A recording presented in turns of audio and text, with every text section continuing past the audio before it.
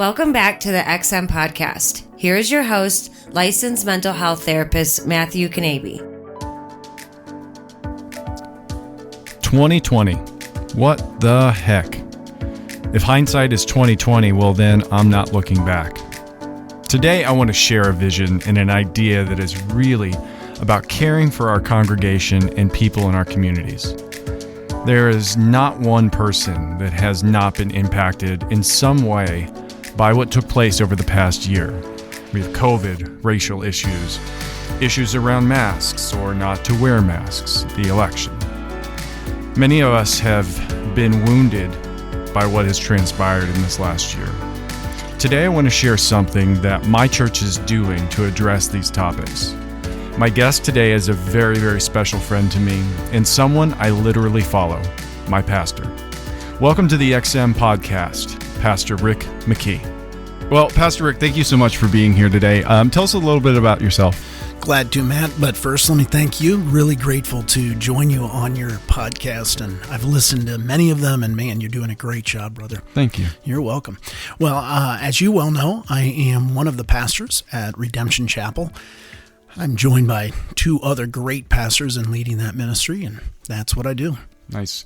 And Redemption has been around for how long and where is it located? And give us a little background of that. Sure. So it is in Stow, Ohio. It's the large Chipotle-looking church by the Stow Airport. And we started services. We were a campus of another church initially, but we started services in 2009. Okay. And what year was it that we kind of branched off or have been independent now for? Yeah, 2017. Yeah, that's what I thought. And I like that you said we. Yeah. So in the interest of full disclosure, it's your church, brother. That's right. That's and this is so. I had Pastor Jared on a year ago, and here the interesting thing was he had preached, and it was on his and his wife's struggles and the adoption thing. So my intent was to have a conversation with him about that story because it aligned a lot with I've shared this on the podcast, my story with my wife and stuff.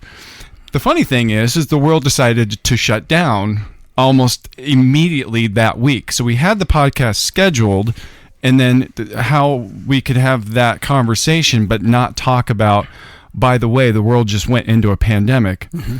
I think it's interesting that now a year later, I have you, which I've wanted to get you on the podcast, and I'm thrilled that you're here, but we're going to be talking about then what the heck happened from the time I talked with Pastor Jared till now. Okay, so let me try to put flesh on what you just said. Sure. You had Pastor Jared on, and he broke the world, and now you're having me because we got to fix his mess. I believe that's what I just heard. That's right. In fact, I hope he's going to listen to this because I want him to know. I listened to his. It was a good episode. I want him to know that it was his fault, and it's coming out of your mouth.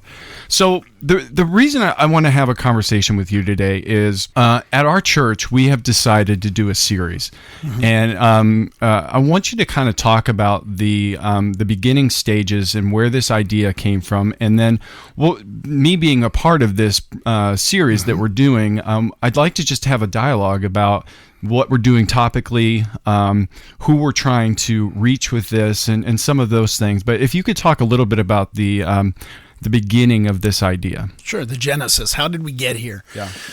Well, at our church, we often do a class of some kind every spring. We wait till women's Bible study finishes up on Monday nights for their spring run, and then on the tail end of that, we put in something on Monday nights.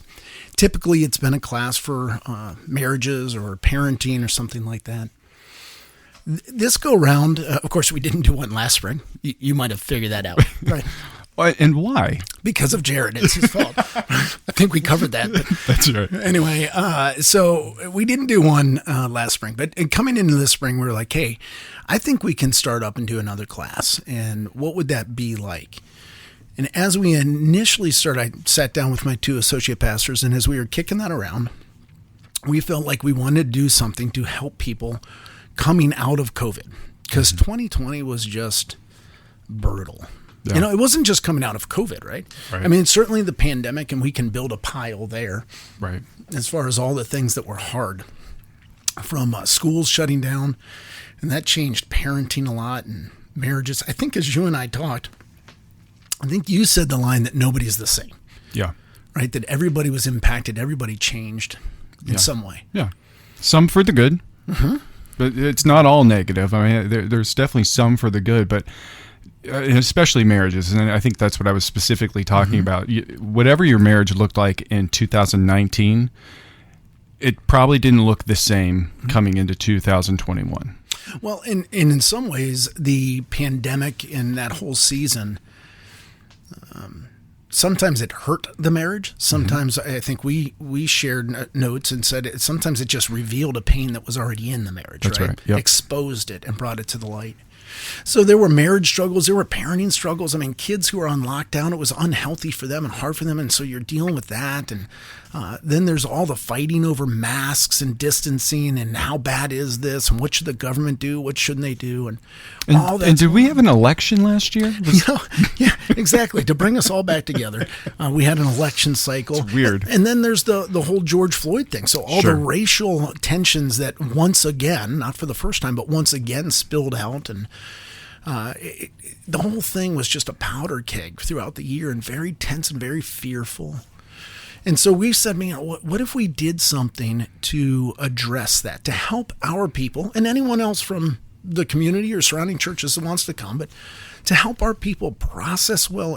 Because as you know better than I, because you are a great counselor from what I understand, but stress can be something that can cause you grow or to shrivel. That's right. And so we put muscles under stress to build muscle. That is, it makes them grow, or it can capsize the ship. And so we wanted our people coming out of the stress of 2020 to do well. So we had the idea, okay, what if we did this class? And of course, our next move was, who's going to call Matt Kanabe? And so then the three of us, along with you, sat in a room and started to dream. What would we do with it? How would we format it? What would it be like? And you were in the room from there on. Yeah. And initially the concept was, how do we conceptualize to people what the heck happened last year? And then put this into I think we were talking, a couple week series. And so what we started to do is kind of brainstorming, going, how do we filter down topically what we're going to do over a 4-week period? And a lot of things were thrown at the table, but we kind of came down to about 4. You want to share some of the ideas that we came up with? Yeah, and there has to be humility in dealing with it. I mean, I think 2020 was so catastrophic in our communal life that we're not going to be done dealing with it in 2021, certainly not in a 4-week class, right? Right. And just all this stuff, I can only imagine what you're dealing with as a counselor, from divorces up, suicide, or at least suicidal ideation, self-harm, anxiety, depression. What would you add to that?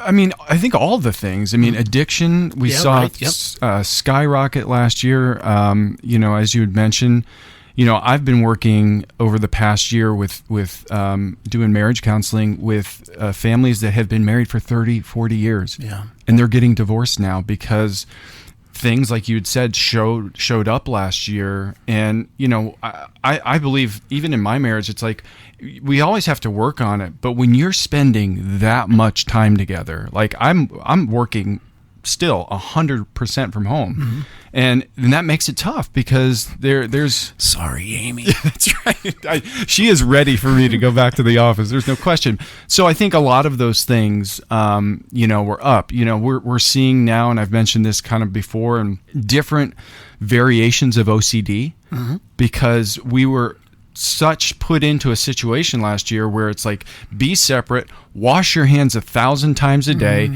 put on, masks and gloves. I mean, so it starts to shift your mind. And then, something that you were able to kind of visualize a couple Sundays ago when we brought our 3-year-old back to church, 1/3 of her life has been in a shutdown, and she's fearful to be in public right now. Where a year ago, before 2020, you remember how she would be in the atrium, the happiest, go up to everybody, hug everybody, and now she walks in and is like, I mean, that's a serious thing. Okay, I got to ask you. I should have asked you ahead of time. Do you avoid her name online? Usually, yeah. Okay, good. So then I won't use her name, but your daughter is the cutest little girl. And yeah, that was mind-blowing for me to hear. Yeah, to remember 1/3 of her life has been in lockdown. That's shaping. That's it. And so I didn't want to derail from your question, but the thought there is there's so much stuff going on. Yeah. I want to be somewhat humble that we're not going to have a 4-week class and boom, we solved it. Yeah. At the same time, there were 4 different areas that as the 4 of us sat around the table, the first was isolation. Yeah. And the second was divisiveness. We just did that class on Monday night a couple days ago. Yep. The next class is about marriage. Yeah. And then the last is about parenting. Yeah. And one of the things, I think you mentioned this in the first week, we're still not completely out of the woods. No. It's not like we're up there talking about things as if they are in the past. We're still dealing with these things. I mean, things look different than they did months ago. But in the same token, we're being respectful of the fact that this class is being shown online. So if people are still not comfortable coming out, that's completely okay. And we're social distancing and still caring for our church in that way. And then it was interesting too, week 1, we were discussing as we were kind of coming up with this concept, and a colleague of mine just kept coming to my mind, and that's Tish Granville, who's been on the podcast before, and she's she's kind of our trauma lead specialist. She leads the trauma team at Emerge. She's an amazing speaker. I've seen her speak several times. So we invited her to come talk about isolation, which I thought was really cool. And then this past week, I keep saying you drew the short stick, but I think you were looking for the short stick because you got to lead the conversation on divisiveness. Let's talk a little bit about week 1 about isolation, and then we'll kind of move and then get into the other topics to get a little bit of an idea and context to what we were trying to achieve that week. So one of the difficulties that came to mind for me is that God built us not only for relationship with himself, but also for relationship with each other.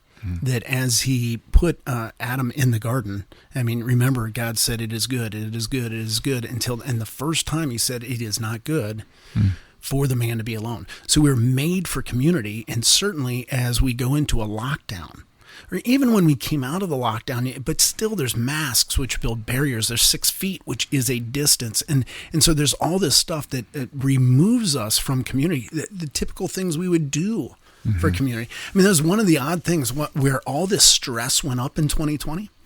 The typical arenas that we would use to offload stress, you probably have a better term for that as a counselor, but to go to sports or do athletics or to go to the gym or what, not allowed. That's right. And so we're so isolated, and it had damaging effects in our lives, and we wanted to start to peel back the Band-Aid a little bit and address that wound. Yeah. And one of the things as a therapist that I noticed last year, I had a lot of clients on my roster that were very close to termination, which is a good thing in therapy. That it sounds terrible. I wish we would have a different name for that, but maybe graduation. Is that the same thing as discharging them? Right. That's right. Yeah. We'll call it termination. Sounds a little bit more final. That's right. So we graduate them, but obviously when something like a pandemic happens, all of a sudden, all of these other things started showing up, anxiety. And the thing that I think we really did a good job of communicating that first week, community is imperative. We are, and even more so in my life, realizing how important our connections are, because you don't think about it until they're gone. And, I shared this and I'm okay self-disclosing, in the beginning of the pandemic, our doctors, because my daughter was born with some heart conditions, and they were like, she cannot get this. And so we really went into a lockdown because, it was fear. It was fear of going, I remember sitting, we'd put my daughter to bed and sitting with my wife just crying, going, I don't know how to protect us. Right. Like I can't see this thing. In the beginning of the pandemic, we didn't know anything about this thing. And I think a year later, we have a much better understanding, but isolation affected the world, but it affected our community around here. Yeah. And of course, your wife coped by making masks. She did, like lots of them. And my mother-in-law, they made thousands of those things. My very first mask was made by your wife, yeah. and my second, maybe my third. Anyway, right. But I have a whole collection of Amy masks. Nice. Well, yeah. So the isolation was very catastrophic, as you said, and it's shaping, and it takes us in avenues that we're not supposed to be as humans, and yet now, so we're forced to choose between being safe or being connected. Tish had a better word for that. Oh, geez, it escaped me, but she did. That was my first time meeting Tish. Oh, really? Oh, yeah. What a neat woman. A neat woman. She's great. Mm-hmm. She's really great.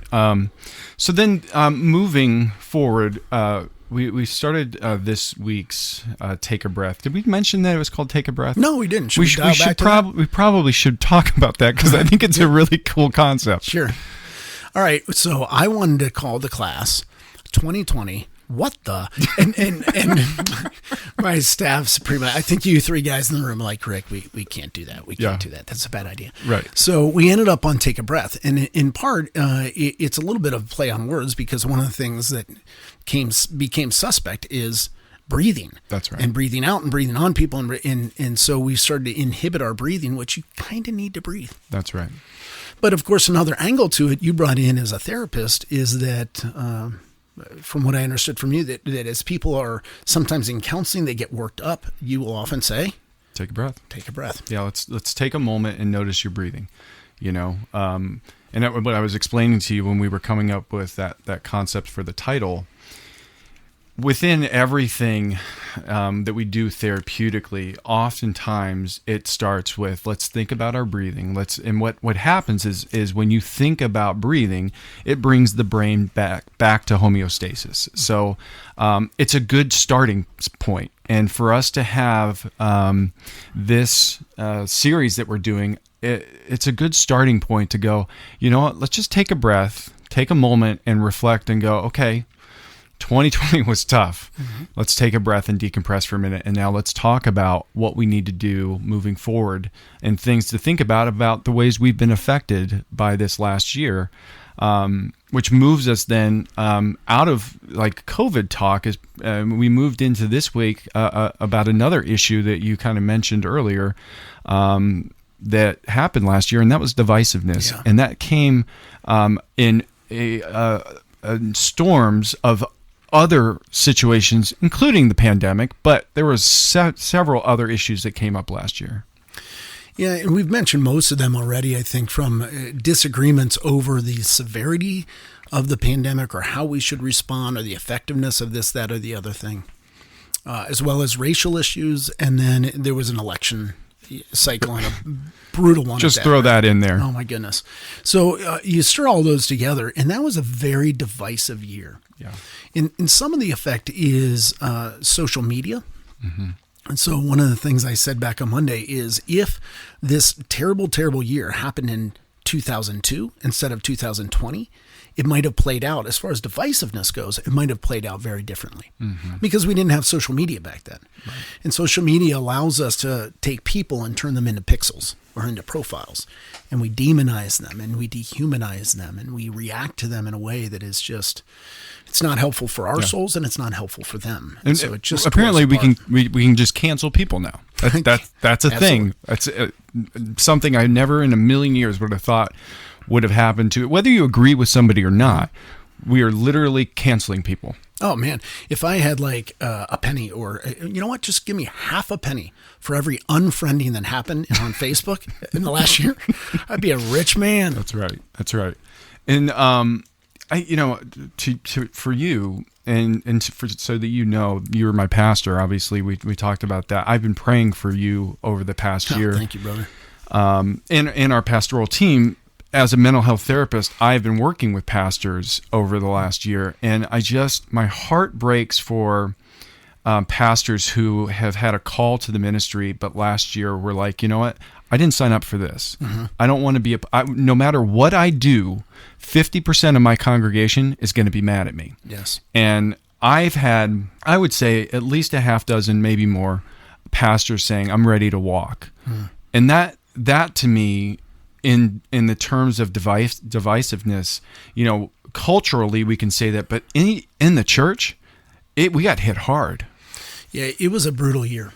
And of the 4 topics, this is the one that hit me personally the hardest. Yeah. Isolation. I was still able to go into my office and things like that because I have my own office, and my marriage, by God's grace, is growing and doing well. My kids, we just hit empty nesting, so I'm great, brother. What timing? Exactly. So but they're doing well. But the divisiveness, holy cow! And I ended up pulling back personally from social media pretty severely because I started to realize that I was gaining nothing but grief. Yeah. And so I think both of us on the panel, because one thing we didn't say is on these nights, we're doing a kind of a little mini intro talk by a different person each night, either a therapist or a pastor. And then after that, we go to a panel where the audience just asks questions and we do the best we can to answer those. Yep. And during that time, I think both you and I pointed out the idea that the number of people that your post or your comment will change their mind is 0. That's right. And so I'm realizing that, and I'm realizing, man, it's just stirring up people and it's causing grief. And so I just pulled back, and I don't like cats, but I just went back to cat pictures. That's right. Well, I mentioned this during the Q&A thing, and I said something along the lines of, this is what no one has ever said. I logged into Facebook as a affiliation to this political party, and when I logged out, I completely changed my mind because your long rant and rage about whatever side you're on changed my mind, and now I'm a new person. Like, it just doesn't happen, but it creates a lot of divisiveness when you're getting slammed with that stuff every day. Well, and I want people to just start to think about what is their goal, whether it's a face-to-face interaction or whether it's an online interaction. What is my end game? Is it to convince them? Well, if it's convince them, then I got to be somewhat winsome.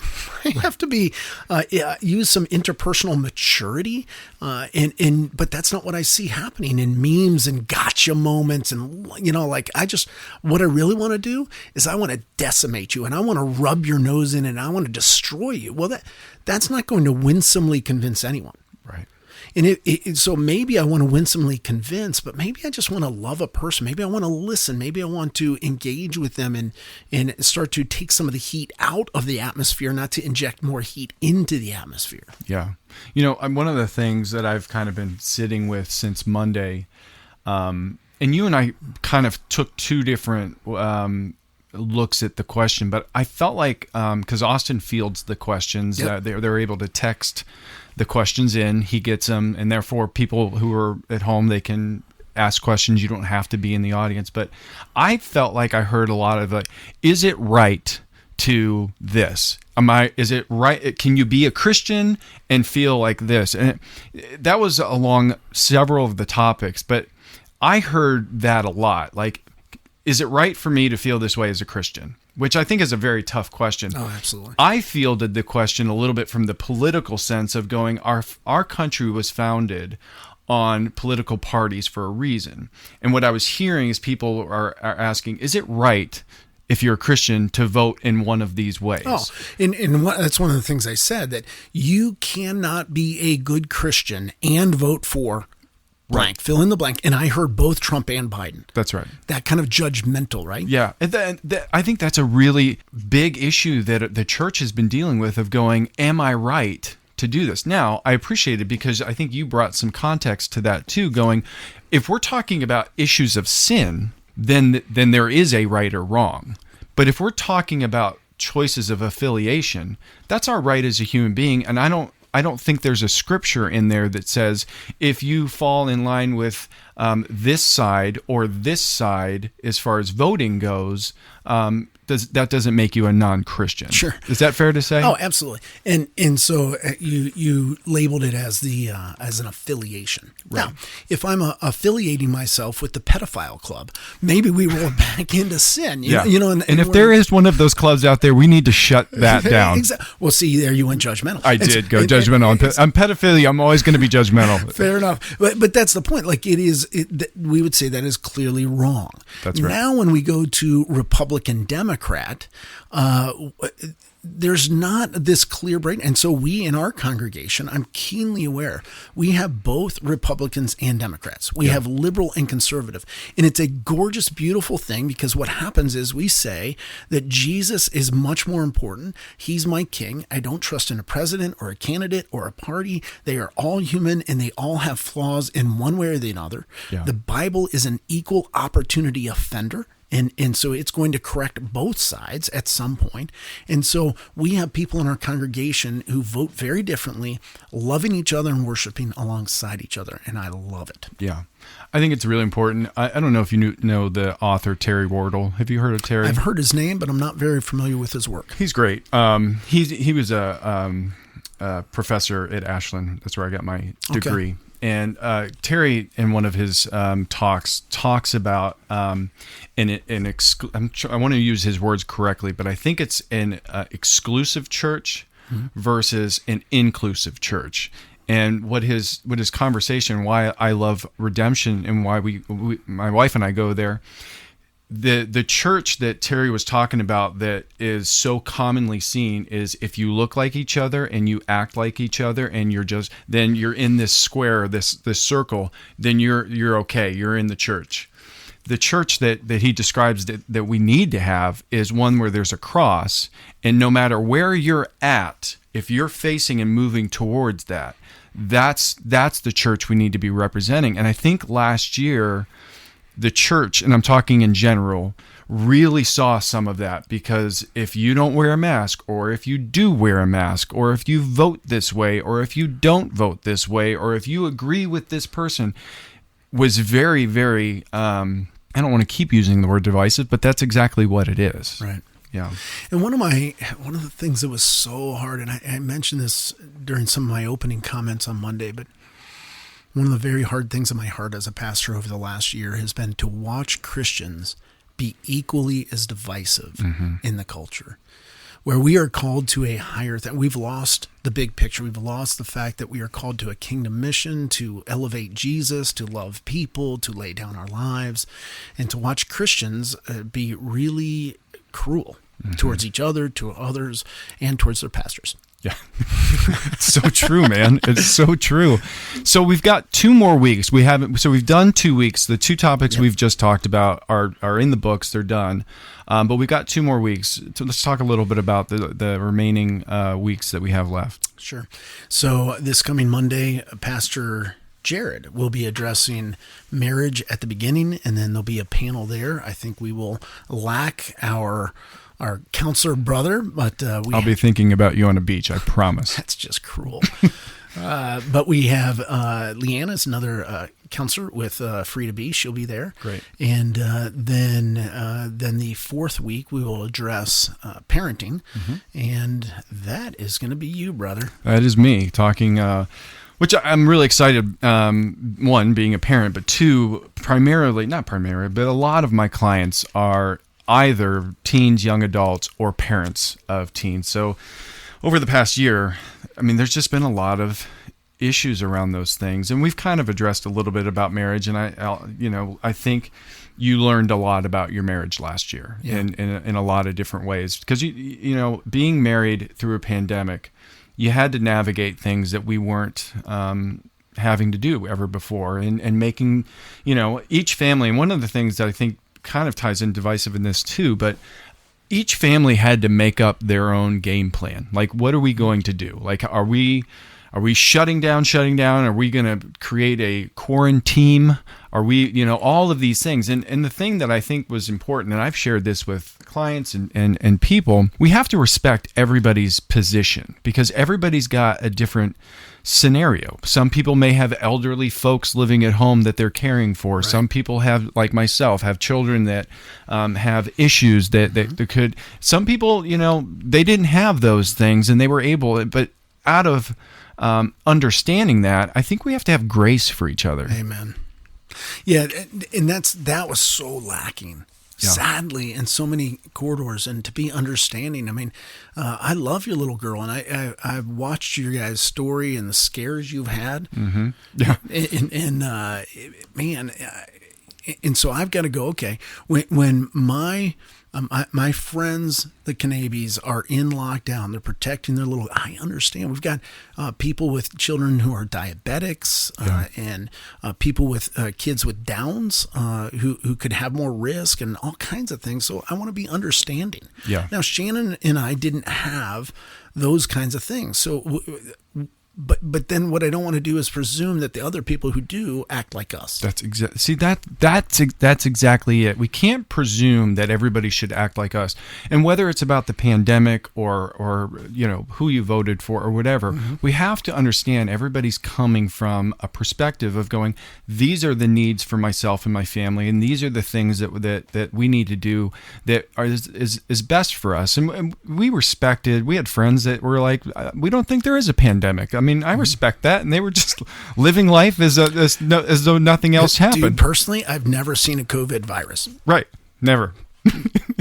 That's a very unhelpful comment. Right. Nobody has. It's a virus, man. That's right. Yeah. So I just think, as a culture, but really as a church, being able to bring ourselves to recognize we need to be graceful with each other. We need to be kind to each other. We need to be respectful that everybody's got a little bit of a different scenario going on and the reasons that they're doing that. And then, a little bit with parenting, and we'll kind of highlight that a little bit. And for people who are in the area, they can still come this Monday or the following Monday for these last two, or you can log online. But with parenting last year, my heart for parents who, you had to become the ballet coach, the dance coach, you had to become the baseball coach, you had to become a teacher, you had to become like all of these hats that I don't know that any of us are prepared to be able to do that. And when you think about raising kids, parents are very important, but there are there's my word, ancillary. You pointed to that. I used that word on Monday. I loved it, man. There are ancillary people in our lives, grandparents, neighbors, all that are helping us raise these kids. And a lot of that disappeared last year, which makes it super tough.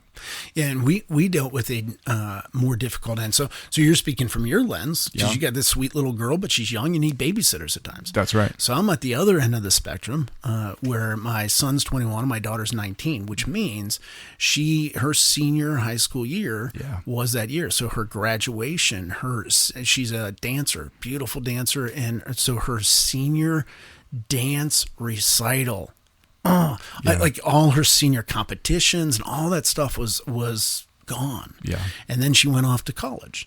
Right. And so she's at a private school that has been able to maintain with masks in-person instruction. Great, wonderful, but everything's different. And so she's starting her freshman year at college in this. So that's been really tough to help her navigate that. And so there's been difficulties uniquely on our end as parents. Totally. And I've mentioned this multiple times. I think everybody had it hard last year, but the seniors all around the world, that group was really, really impacted, because not only the most exciting year potentially for a student about to graduate, because you get to do all the fun stuff come spring and graduation parties and all that stuff is gone.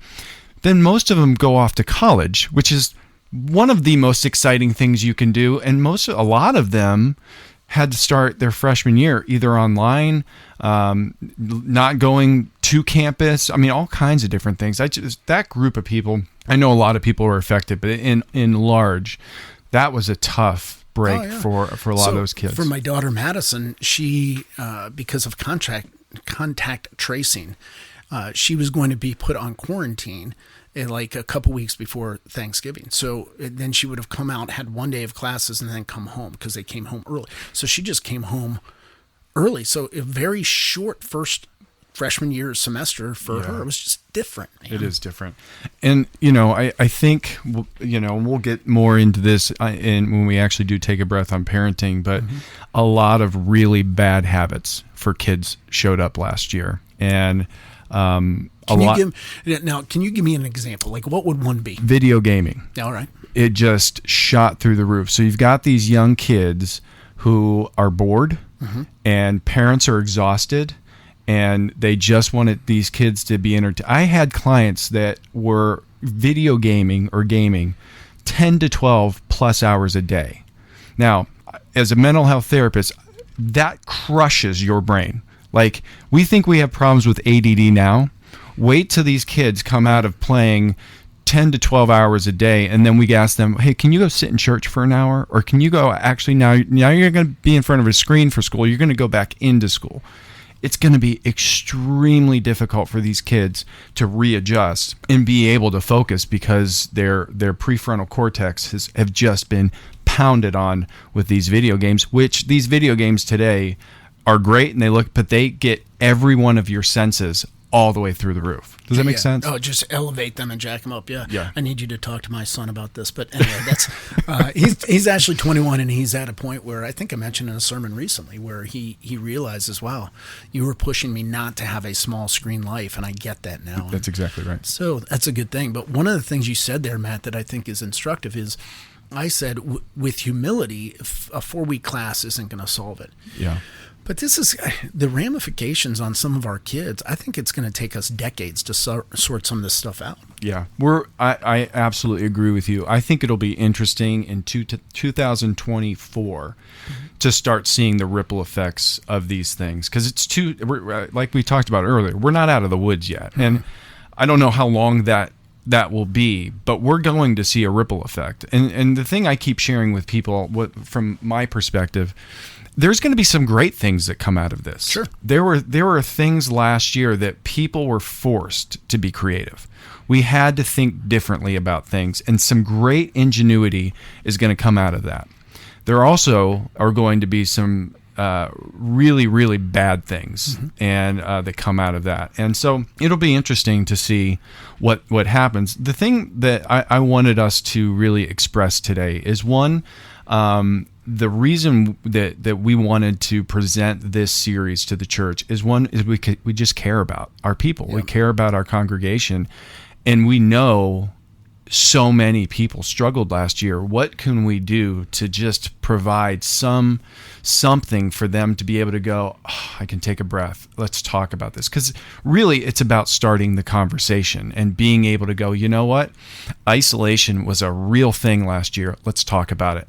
And if you've got questions, we may not know all the answers, and that's okay, but at least we're starting the dialogue. Well, and I'd love the church to be right in the center of that. Mm-hmm. One of the ironies is that when 9/11 happened, when those planes hit the towers, when there's tragedy in a nation like that, the nation quite typically turns to God, gets more spiritually attuned. Totally. And those are times where people go to church more. Mm-hmm. So here we had a tragedy hit our nation, and they can't go to church. And so it's very, and we had to reinterpret and whatever. I get that. We the church never closes. We just get, we soldiered on. Mm-hmm. But I want to come out of this saying, how can we as a church speak into the health of our congregation and value their mental, their emotional, their spiritual health, and how they heal from this? And that was part of the heart. Yeah. Man, that's such a good point. Is there anything else you feel like you'd like to share with the audience about this series or any of the thoughts around this topic? Well, what this series is kind of an example of in general is I think there can be a wonderful partnership between churches and counselors. And we have shared that, where we have referred many people to Emerge and other places as well. And I think you have many clients within our congregation. You can't answer that. That's right. I was just going to say that is something I cannot confirm or deny. I would have to kill you. That's right. And everyone listening. Yeah. But no, so but there is a great partnership there. And sometimes there can be a fear among pastors and almost a competition. I'd rather have a partnership. And Matt, it's been a real pleasure to have you. Most of the people listening might not know you are a wicked good guitarist, man. Well, thank you. I don't know. Do they know your background? I don't know.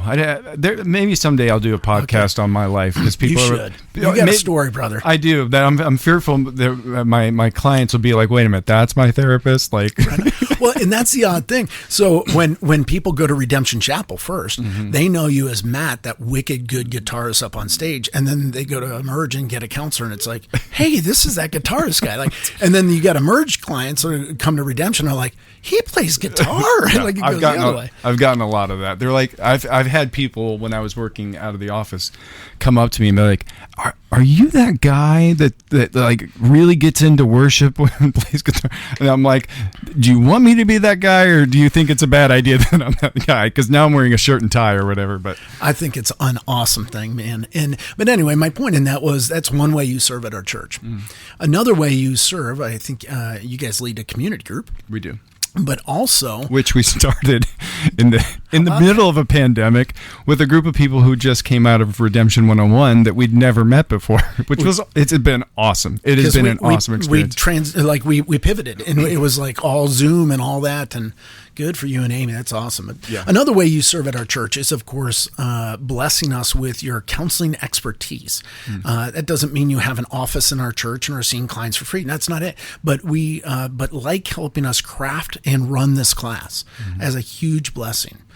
You and Pastor Jared run these wounded classes, right? And you do those more often than. Why don't you explain that? Sure. So I can't remember if it's like 3 years ago, maybe 4 years ago, something like that. You and I had a conversation about some topics that were coming up in our church. I mean, this is way before 2020. So, I mean, it's like there was stuff that happened before that too. It's almost like it's always been broken. That's right. But like we did, I can't remember if maybe it was like a 10-week series called Wounded. And each week was a different topic. I'm thinking the big one was depression and anxiety. You and I did that one. We had to break up into multiple groups because we would have never gotten around to everybody. I think we did. Which, by the way, I hated. Because you're used to running groups. I'm like, I felt so bad for you. I'm on my own. Okay, let's do this. I know. People just kept coming in the room, and I'm like, we're going to be here till 2 in the morning. Joke. I mean, for the other pastors listening out there, what was I doing? I was sitting down in a room with a circle of my own people who are hurting on one topic and talking together. Right. It was great. And we did, I think we did a group on divorce. We did a group on grief. Trying to think. It was anyway, that kind of birthed this idea that we do now twice a year, usually one in the fall. And then we'll do one a couple weeks after, I believe, Take a Breath is done. And it's probably going to be something related to recapping these topics that we're going to do. And essentially, we're just running a group. It's if you connect with whatever that topic is, you don't even have to go to our church. We've had people come to Wounded that are just people from the area that have heard about it. You can come and we have a discussion and a conversation. And the reason that I think is so good and the reason why Take a Breath is important is I think, first off, I think your wife and I talked about this on Monday. I call it the island effect. When we feel like we're the only ones going through something, it exacerbates whatever we're going through. And so these topics that we've chosen and then Take a Breath, the things that we're doing, it's more so than, us knowing tons of stuff or you being the smartest guy on the planet. It's us being able to get people together and go, let's just talk and go, hey, I experienced that. Oh my gosh, you experienced that? So do I. There's such a relief in being able to hear that from other people. Yeah, to commiserate. That's right. right. You think for somebody whose child has passed away, to be with another parent who has lost a child. There's a healing effect there that's precious. And one of the things I want to keep in mind as a pastor is I can't do everything and I shouldn't do nothing. And so when it comes to something like a grief group, right. Some churches like, man, we don't have the wherewithal to launch all these 20 different groups and keep them going all year long. That's right. So I can't do everything, so therefore I'll do nothing. And instead I want to go, well, what if we do one-offs? One night, we're going to get anyone who's hurting in that area. We'll give them some resource coming out. And so they feel heard. They feel seen. We spoke into it some. We've given them some tracks to run on. I can't do everything, but I shouldn't do nothing. Yeah. Well, and with those groups, oftentimes I always call it the rock on the top of the mountain. When you have a big boulder, it's hard to get it moving at first. But those wounded groups are kind of like, all right, I'm going to go check this out. And then we give them a bunch of different places to continue that conversation because, like you said, we can't have 50, 100 groups going all the time, but we can have a conversation starter and then go, look, this group takes place this night for this topic. And a lot of times the people who come to Wounded, it's them going, you know what, I've been trying to deal with this stuff on my own for way too long, and I saw my church is doing something about it, and we get that ball rolling, and then all of a sudden they're like, oh, wait a minute, this wasn't terrible, and this was actually really nice to talk with other people who are like-minded and have maybe similar experiences. So I love that about our church. I just love our church, man. I really do. I'm so happy that my family has just found a home there.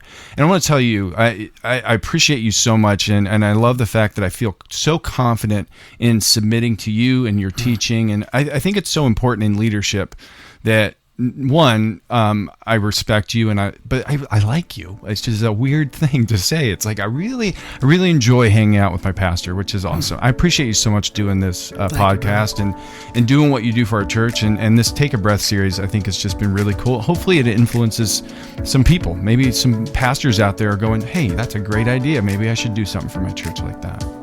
Thank you, brother. And with your affirmation, you like hanging out with me, so that means you need a counselor. You need some work, brother. Some time. I'll call one of my colleagues. Yeah, good. You should. But I do. I resonate with you, dude. I love our church as well. I love it so much. I say often, if you guys fire me, just let me come. Just let me come and worship there. I love it there. I love our people. I love our staff. I love what God's doing. And I am so glad that you and your family are part of our congregation. And dude, I think the world of you. I really do. Isolation, divisiveness, marriage, and parenting. The 4 topics from our series, Take a Breath, 4 topics that so many of us were affected by last year. We have 2 more weeks left in this series. So coming up this Monday, April 19th from 7 p.m. to 8:30 p.m., we'll be focusing in on marriage and how marriage was affected by the pandemic 2020 last year. And then the following will be our final week on discussing parenting, and that'll be on the 26th. And all of this will be held at Redemption Chapel, and that's at 3900 Kent Road in Stow, Ohio. Also look up redemptionchapel.com for more info. Well, I've got to give a big thanks to my brother in Christ and my pastor, who I thoroughly enjoy being led by, and I actually like hanging out with them.